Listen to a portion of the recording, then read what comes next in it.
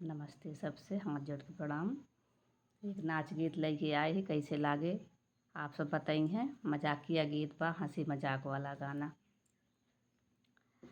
नाटवा मरद नाही भावे मोरी माई हो, नाटवा मरद नाही भावे मोरी माई हो।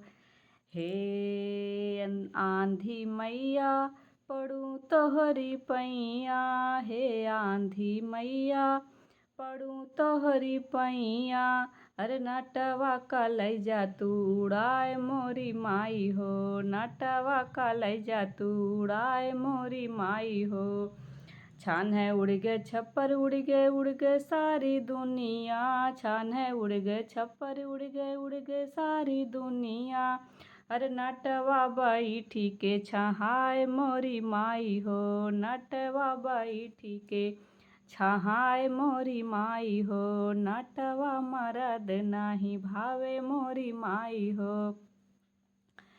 हे अग्नि मैया पड़ू तोहरी पैया, हे अग्नि मैया पड़ू तोहरी पैया। अरे नटवा का दे तू जराए मोरी माई हो, नटवा का दे तू जराए मोरी माई हो।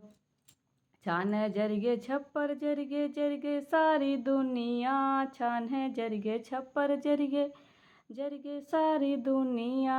अरे नटवा बैठ के तपता तापे मोरी माई हो, नटवा बैठ के तपता तापे मोरी माई हो।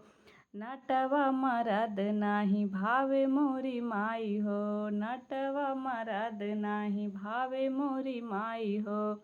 हे गंगा मैया पड़ू तोहरी पैया, हे गंगा मैया पड़ू तोहरी पैया।